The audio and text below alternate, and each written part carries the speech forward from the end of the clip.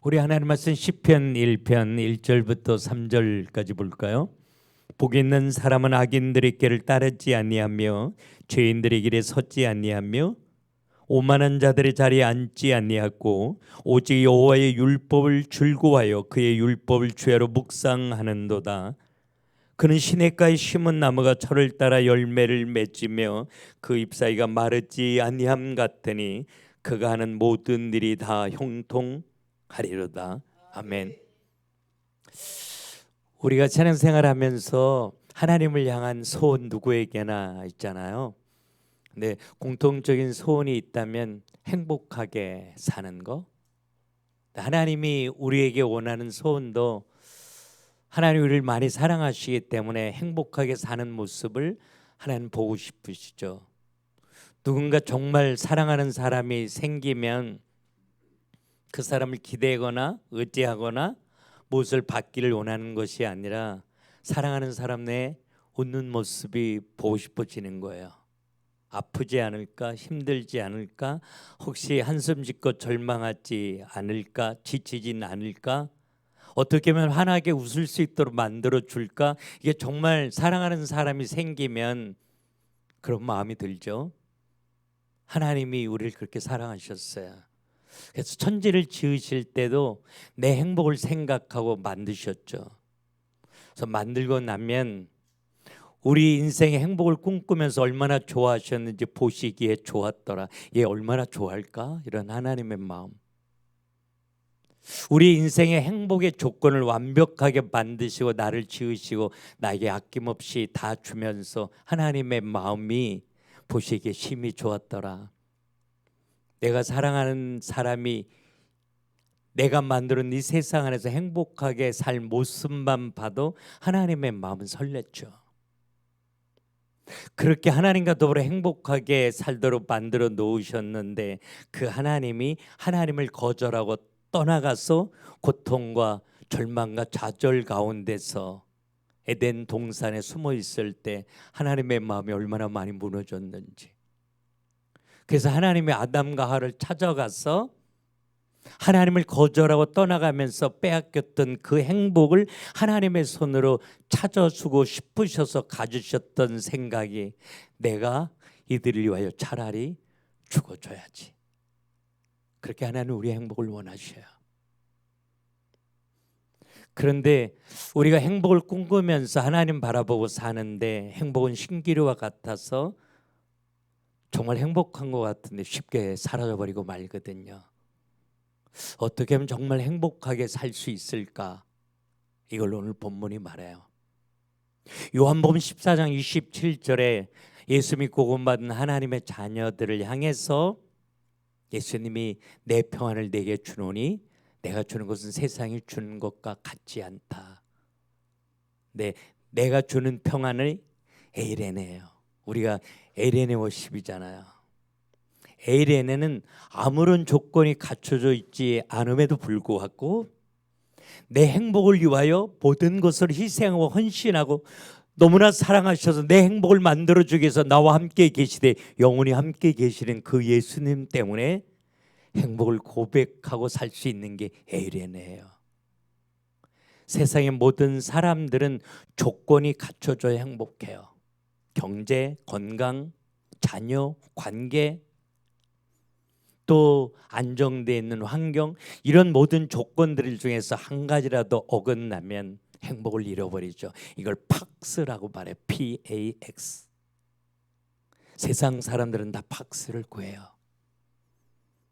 그래서 요한복음 14장 27절에 내가 주는 것은 세상이 주는 것과 같지, 세상이 주는 건 팍스를 주지만 그 어느 누구도 네 안에 행복을 빼앗아 갈 수 없는 에이렌의 축복을 너에게 주고 싶은 거야.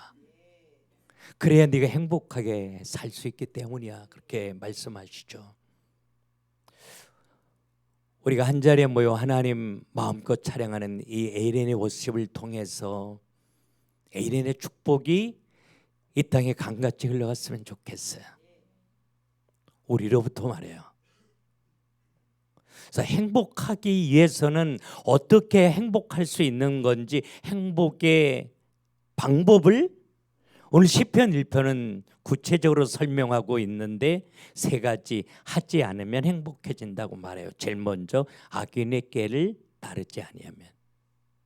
악인은 히브리 원문에 간사한 자 이렇게 말하죠. 우리를 사랑해 주는 척, 우리를 행복하게 만들어 준 척하면서 인생을 파멸 가운데 이끌었던 존재가 있죠. 어둠의 세력이에요. 요한복음 10장 10절에 저는 도적이라 우리 인생의 행복을 도적질 해가는 자요. 우린 세상 살면서 두 가지 소리를 들어요. 날 사랑하는 하나님의 음성을 듣고 내 인생을 파멸 가운데로 이끌어가는 그럴듯하게 속삭여 대는 어둠의 소리를 들어요. 누가 행복해요? 하나님의 소리를 듣는 자가. 그래서 우리는 하나님의 소리를 듣는데 익숙해야 돼요. 하나님의 소리를 들으면서 위로받고 힘을 얻고 치료받을 수 있어야 돼요. 말씀을 들을 때, 묵상할 때, 기도할 때 내 말을 하지 아니하고 하나님의 음성을 듣고 싶어서 예수의 이름을 부르는 자 인생 속에 행복이 와요. 하나님이 날 사랑한다고 아무리 말해도 하나님의 음성을 듣지 못하면 하나님은 문제라고 하는 것을 통해서 확성기로 말씀하셔요. 이 길 가기를 내가 원한다고, 이 길 속에 나의 놀라운 계획이 있다고 하나님이 확성기로 말씀하시죠. 왜? 하나님의 음성을 듣고 따르는 자에게 행복이 있기 때문이죠. 우리가 인생을 살면서 어렵고 힘든 문제나 갈등을 만난다라고 하면 그 자리가 바로 하나님의 세미한 음성을 들을 수 있는 자리예요. 그래서 예수 이름 부르며 기도할 때 하나님은 정확하게 말씀하시고 위로하시고 우리에게 힘이 되어 주시죠. 그래서 예레미야 33장 3절에 환난 날에 내게 부르짖으라 내가 네게 응답하겠고, 근데 응답하는 게 어떤 거냐? 내가 알지 못하는 크고 비밀한 일을 네게 보이리라. 문제가 해결해 주는 게 응답이 아니라 이 문제 앞에 내가 널 왜 세워놓을 수밖에 없었는지, 이 문제를 통해서 내가 어떤 일을 하기를 원하는지, 어떤 부분이 새로워지기를 원하고 온전해지기를 원하고 어떻게 내 눈이 열려지기를 내가 원하는지 하나님이 큰 소리로 말씀하고 싶으셔서 우리를 문제 앞에 세워놓으신다는 거죠. 내가 원하지 않는 문제나 사건, 갈등 앞에 있다면 그때가 바로 날 사랑하신 하나님이 나에게 속삭이기를 원하시는 줄로 믿고 하나님 말씀하여 주옵소서. 내가 듣겠나이다. 이 사람의 인생 속에 행복이 와요. 두 번째는 죄인의 길에 섰지 아니하고 그러는데, 죄인이라고 하는 히브리 원문에 목표를 맞추지 못한 사람 이런 뜻이에요. 우리가 인생을 살면서 내가 꿈꾸고 계획하는 목표가 아니라 하나님이 모래알처럼 많은 인생들 가운데 나를 택하고 부르시면서 하나님이 가지신 목표하고 상관없이 사는 사람이 죄인이에요. 착하게 살아도 많은 것으로 헌신해도 거짓말하지 않아도 그 사람이 하나님이 나를 부르신 목적과 상관없이 살면 죄인이죠. 그 사람의 인생 속에 행복은 오지 않아요. 그러면 하나님이 나를 택하고 부르실 때 어떤 꿈을 가지셨느냐고요? 제일 먼저 예수 그리스도로 내 인생이 행복해지는 게 우리를 향한 목표예요. 그래야 이 행복은 세상이 빼앗아갈 수 없는 거니까요. 돈이나 사람이나 환경이나 육신적으로 행복을 구하지 않냐고, 날 사랑하셔서 날 위하여 십자가의 생명을 내어주신 예수, 다른 사람들은 날 포기해도 날 포기하지 않는 예수, 나의 연약한 무능력을 아시고 전능하신 손으로 나와 함께 계셔서 내가 아무것도 할 수 없을 때 능력으로 역사하시는 그 예수 그리스도 때문에 행복을 고백할 수 있는 사람에게 에이렌의 축복이 오는 거예요. 행복을 다른 곳에 찾는다면 그 인생은 결코 행복을 맛볼 수 없다라고 하는 거죠.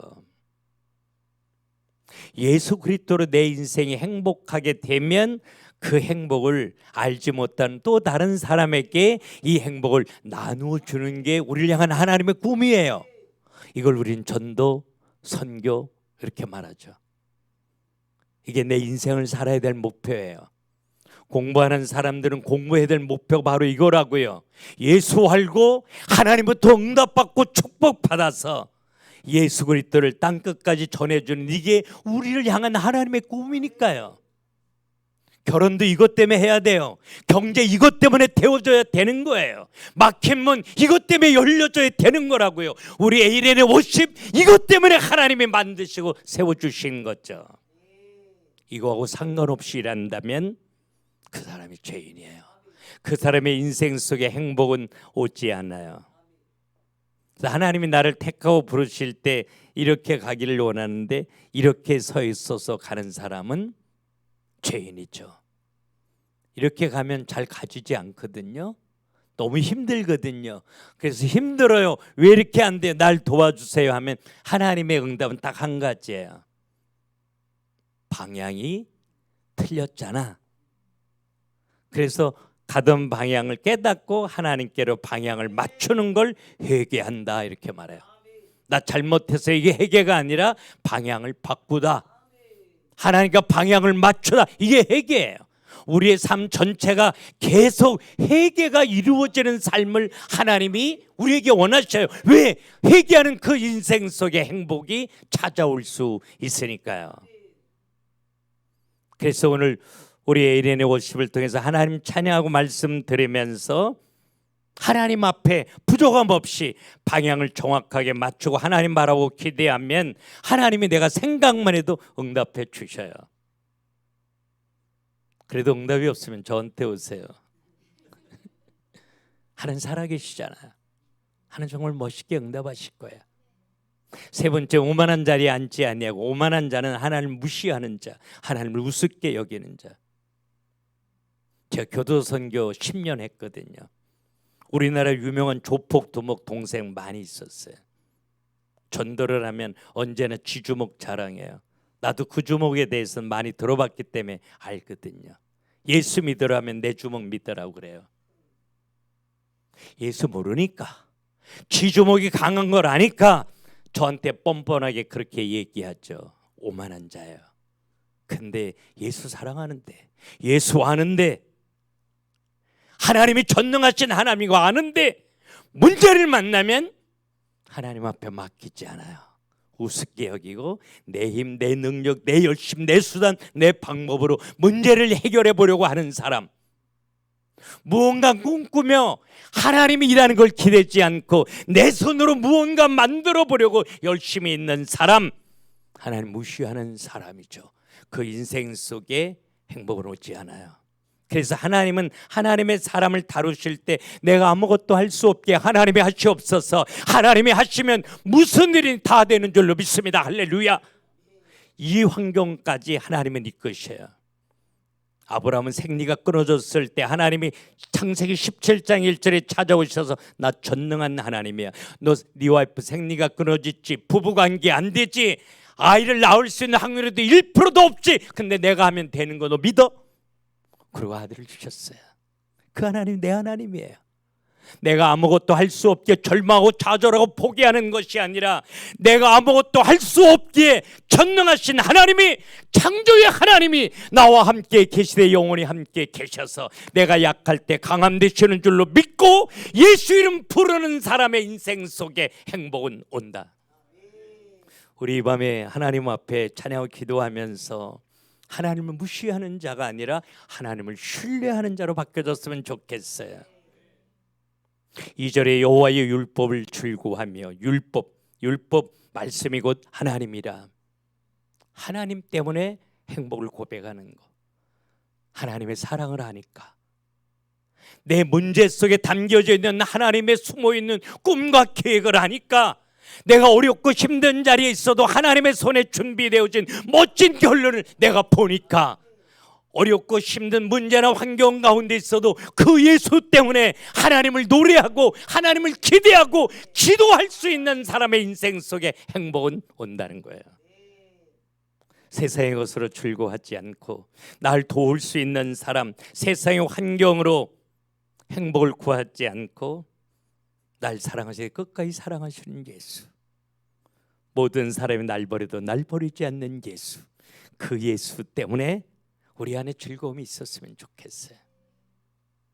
그 율법을 죄로 묵상하는 자다. 묵상이라고 하는 건 히브리 원문에 한밤중에 들짐승이 우는 소리, 그런 뜻이에요.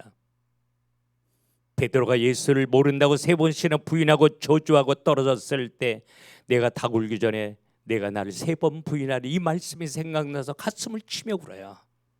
내가 어떻게 예수를 모른다고 부인했지? 가슴을 치며 펑펑 울어요. 이게 묵상이에요. 견딜 수가 없는 거예요. 너무 마음이 아파서. 가룟 유다도 예수를 버렸고 베드로도 예수를 버렸어요. 그러나 유다의 인생은 자살로 끝나버렸지만 베드로의 인생은 세계를 살리는 주인공으로 세워졌어요. 왜? 무너졌지만 그 인생 속에 가슴을 두들기는 묵상하는 과정이 있었기 때문이에요. 여러분, 실패했어도 괜찮아요. 불신앙이 있어도 괜찮아요. 쓰러지고 넘어졌어도 괜찮아요. 오늘 에일린의 워십 속에 살아계신 하나님 찬양하면서 내 안에 회개의 영이 임하게 하옵소서.